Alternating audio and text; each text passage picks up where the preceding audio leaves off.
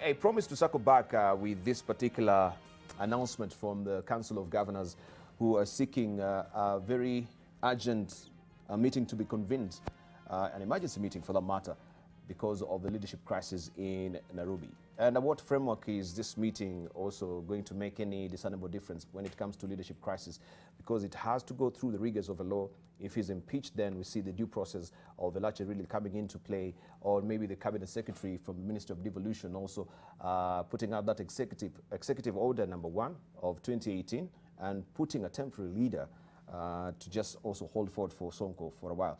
Could we just maybe discuss that, then we wind up with the Sonko and the leadership crisis in Nairobi? Right, I think I left Okong'o Omogeni on that, please. Are you talking about the statement by Oparanya? We begin with the statement of Oparanya. Yes. And as I've said, we move on also to the CS's executive order number 1, 2018, if you are listening. Yeah, now, first, I think let's unpackage the Kenyan Constitution. The fact that Sonko is being charged in a court of law today doesn't mean that the seat of governor is vacant. County of Nairobi is vacant. Okay. I think what the Constitution states in, I believe, Article 182D is that you lose your seat if you are charged in a court of law and you are convicted and sentenced for a period exceeding 12 months. So the Constitution has a lacuna on what happens if one is charged in a court of law and his matter is still pending. And I think Kiona here, Jeremiah Kioni here, can expand what was the wisdom behind that, kind of protection for constitutional office holders when we enacted our constitution in 2010. So I don't think we have reached at a situation where we can say that there is a vacancy in the city of Nairobi. In terms of presidential intervention, under, I think, Article 192, the president can only step in if there is a serious conflict in a particular county, or if there are exceptional circumstances where the operations of the county government of Nairobi have ground to a halt. What we have now is judge-made law, where the courts have been saying under Article 49 of the Constitution that when granting bail to a governor who is facing corruption charges, they can impose conditions.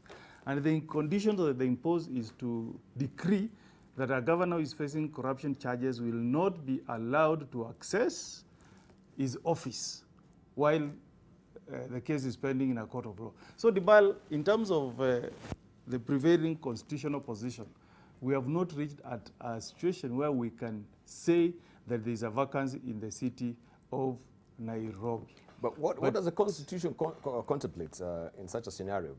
When you're looking at the character of Sonko, or the behavior of Sonko in his office right now?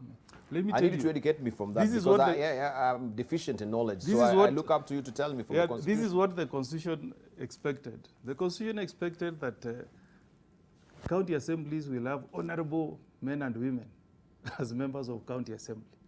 And that under Article 181, if a governor is deemed to, maybe under Article, I think 182C, is deemed to 181C, if a governor is deemed to have abused his office or to have misconducted himself, and I think if you are innovative as MCAs, you can bring Sonko's scenario into that ambit of either abuse of office or misconduct.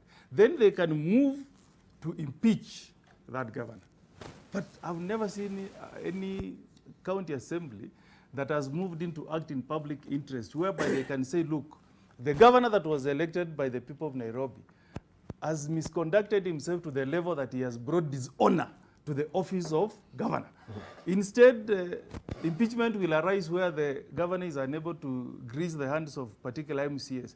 I think this is the moment which is being presented to the MCAs of the County Assembly of Nairobi to invoke Article 181. One, what is the misconduct I'm talking about? This is a governor who has refused to appoint his deputy for, I think, over 1 year, for a period of over 1 year. Number two, prima facie, there is evidence pointing to a governor who has used his office for personal enrichment. I mean, those two grounds are enough to impeach the governor of Nairobi. Then from there, you can move to the situation where that office becomes vacant and the process of replacing the governor can commence. But I can tell you, the courts of law will not solve this crisis, because they will only impose conditions for the governor not to step or to access his office, but they will not declare that seat to be vacant.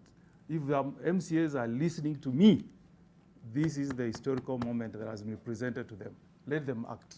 Right, we have that editorial cartoon by Stanot today of Sonko, Europe the party after the party, Europe the party after the party. And of course, we know how that has been corrupted by that Ugandan singer there. Party after party, party after party. Then it will be prison after prison after prison. No, not yet. Not yet. Now, finally, on 192, could we hear from... I have my own doubts whether the president will move in.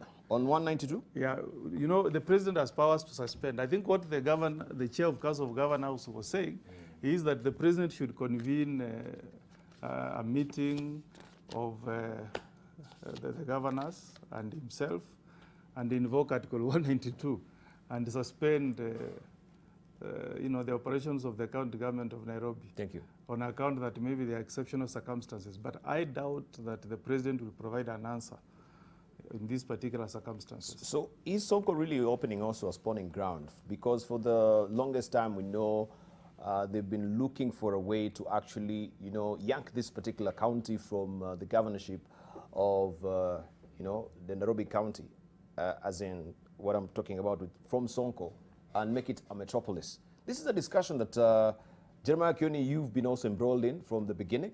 It's a discussion also, I know that there was that particular idea that was being fronted with this, I can't remember quite, this particular group that also Najib Balala was in. Regeneration, the regeneration something of Nairobi, I can't quite remember. But let's just latch into it because also this is being fronted by the BBI report. Should it be a metropolis, then we'll be avoiding this such scenario where we have a leadership crisis solely under the management of, you know, the national government. Just before that, you can actually see what Sonko has done to us. He has actually gone beyond the imagination of people who are you know, providing for what would happen in the event that this happens. I believe when even the constitution was being done, the thinking that you can have a governor who sit there for 2-3 years without a deputy is something, it was being done for people of goodwill, reasonable people who would ideally have a deputy governor with them. The thinking that you can have a county assembly that would just decide to do things the wrong way, or things that put us into a crisis, are things that perhaps myself and others, we never thought that we could get people without, you know, people who really don't care about what happens next to the offices that they hold. And that is why I think you find Sonko acting in an area that is not covered clearly, provided for in the constitution as what happens. You are allowed, you don't have a governor, a deputy governor, you have the speaker being allowed to act for 60 days when a little bit of different circumstances create a vacancy in the office of the governor. And I think that is why I was saying that the president, I would expect the national government to, and perhaps with the support of the Council of Governors, yes, to step in and give some direction, because I believe that this would fall within the provisions of Article 192, because this is certainly going to affect the delivery of services in Nairobi County. Yes. And it is in the interest of the national government, the residents of Nairobi, to ensure that the delivery of services is not affected, because it will even affect, I believe, the performance of our economy if Nairobi is not managed in a better way. But having said that, I think what this has done is to make it easier, or even bring it to the fore of everybody. I had a ride with the Uber, I think 2-3 days ago, and a young man who was my driver then could easily inform the debate on whether we need to have Nairobi governed by a county governor or not. And I was amazed by the level at which the young man engaged on the issue. And he says, maybe we should not have Nairobi City managed like a county. So what I'm saying is that this issue about Sonko has now helped to bring the issue even faster, and perhaps even allow for concurrence that Nairobi needs to be managed differently. It needs to be managed like other metropolises are being done, other cities in the world are being done. A debate that has been in the committee I chair, the CIOC, and I can tell you that there is even a proposed constitutional amendment that is going through the mills in Parliament on how we can remove Nairobi from the 47 counties and manage it perhaps a little bit differently. But also something that we need to recognize that the former Deputy Speaker of the Senate, Senator Kebi, had even come up with a bill that has also been is in our committee, and we actually have a date with Kebi on this issue. But a good thing is that even the BBI report has captured the issue. So I believe that we are now in a position to offer a more lasting solution, perhaps a better solution, which should help us manage Nairobi city differently. It can never be that Nairobi, the management of Nairobi can be the same as that of Nyandarua, where I come from. Thank you. The circumstances are very different. Ayako, let's get a final statement on Sonko, then we move on to other topics as well. Thank you very much. You remember from the onset I stated that a constitution is a response to certain things. Basically, even democracy is an experiment. The 2010 constitution is an experiment that we must continue improving on.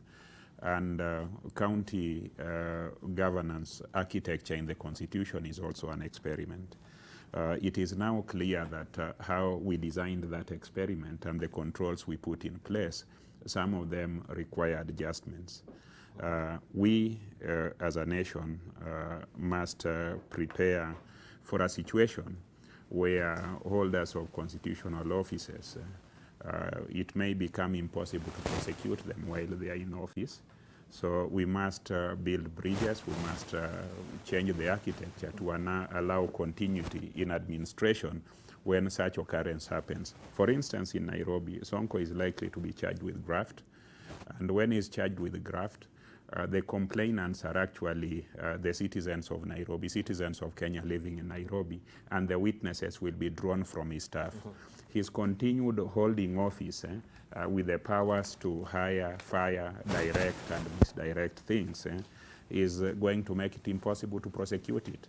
The bigger objective is to have good governance and the rule of law prevail in Kenya.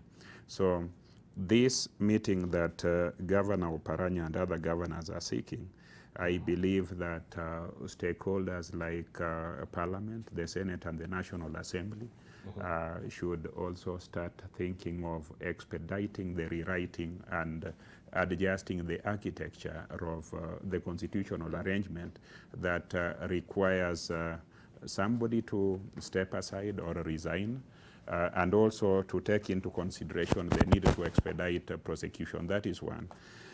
If you look at the Constitution, Article 181 and 182, removal of governor, you will find that it has become impossible for members of the county assembly to even discuss any governor. We know that here at City Hall and in various county assembly, certain persons are sponsored to cause chaos, to make it impossible for that kind of debate to be carried out. There is a need to revisit this arrangement and make it possible to hold a governor accountable, because the way it is, it's practically not possible. Here in Nairobi to discuss Sonko can't happen. Even the Senator Sakaja cannot hold a public meeting in Nairobi. There are certain persons who are called ghost workers in quotes in Nairobi here, who will make the lives of any person opposed to any governor in office miserable and would be a threat to the well-being of that person. So those are certain things that we need to revisit. Lastly, I want to say that it is the duty of leadership, because leadership is about chartering, an trodden path. It is the duty of leadership, the duty of the president, the duty of the Senate, the duty of all stakeholders to find a quick solution to Nairobi. So what the governors have called the president to do is calling on all leaders to think about the national crisis we have when Nairobi is facing what it faces, and there is a clear need for the governor not to be in office, to be tried expeditiously, perhaps within 6 months, so that if a finding of guilt is reached, then Nairobi needs to continue as the business hub of not just Kenya, East Africa, and the world. Because if that doesn't happen, I can assure you our numbers in terms of coins in our pocket will continue to dwindle. Okay. All right. Any closing remarks on Sonko, or then we move on? Just briefly, Herman Manyora. Just to say there is no lacuna, like as my friend Omogeni is indicating, and that really you don't even need to re-engineer the Constitution, as Senator Chiloyako is saying. You see, my friend, the problem is simple, that we decided to suspend the operations of Chapter 6. The Constitution has all these things, the framers had all these things in place. Even as they say, if you are charged, unless it is 12 months in jail, you still remain governor. They knew at that stage, and again, as Justice Mumbi had said, in the case of, in the case of I think, Mativo with the EACC, that let us not confuse two things, criminal liability and the matters of integrity. That the threshold for the two are quite different. That if you are charged with a criminal offense, we expect you to go through the motion, and beyond reasonable doubt, it is proved, as these guys want to say, that you are guilty and you are pushed in beyond 12 months, then you lose your office. But side by side with that is the provisions of Chapter 6 and Article 10, which should already have come into place. And the threshold for the same, as Justice Ngugi said, is much lower. So there's nothing wrong with the Constitution. It's just that the leaders we have are almost to a man and a woman so corrupt, so rotten, that if they put these provisions into operation, they themselves will be caught. I suspect strongly that less than 20% of the people in Parliament today, both Senate and National Assembly, would be there if we adhere to Chapter 6 of the Constitution. You get it? So this is where we are, and this is why I support BBI. I think BBI should address this issue from a political point of view. It's not quite constitutional or legal as we are saying. Yes. I see BBI as a political infrastructure to enable this country do certain things that are already in the Constitution, but they are not being done. So unless Uhuru and Raila have other things in mind, I suspect strongly they want to have an infrastructure that will enable us to do things we have not been able to do, even when they are provided for by law. So this issue of Sonko, if, according to his supporters, by bad luck, it moves to him being unable to perform his function, the county will be in a crisis. And Oparanya has done the right thing to call the president so that we save the president from the attack that he has acted unilaterally, although the law gives him power. So a little discussion with the Council of Governors then gives the president a better perspective on the thing, and whatever action he takes, if he takes any, then is not unilateral.